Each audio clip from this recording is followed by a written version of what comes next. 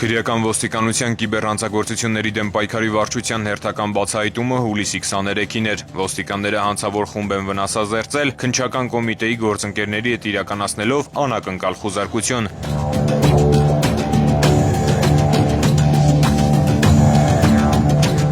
Հայտնաբերվել եւ արգրավվել են նախաքննության համար էական նշանակություն ունեցող ապացուցողական տեղեկություններ։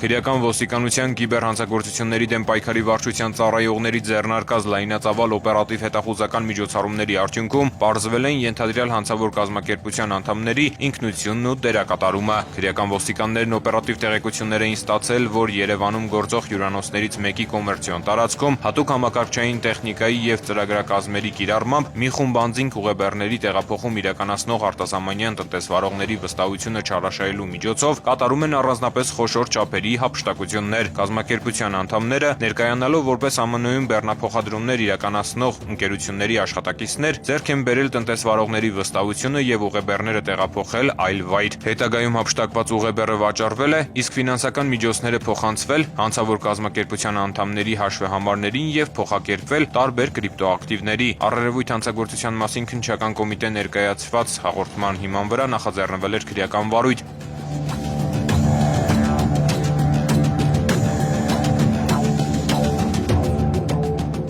Քրեական ոստիկանության կիբեռանցագործությունների դեմ պայքարի վարչության ծառայողները եւ ԱՄՆ իրավապահ մարմիններն իրականացնում են մի շարք միջոցառումներ հանցավոր մեխանիզմի վերաբերյալ լրացուցիչ փաստական տվյալներ ձեռք բերելու, Հայաստանի Հանրապետության տարածքում նույնաբովանդակ հանցավոր գործունեություն իրականացնող այլ խմբերին հայտնաբերելու ուղղությամբ։ Հանցավոր գործունեությունից տուժած անձանց կամ տնտեսվարողներին հայտնաբերելու նպատակով ներքին գործերի նախարարության ոստիկանության կիբեռանցագործությունների դեմ պայքարի վարչության անհետաձգելի միջոցառումները շարունակվում են։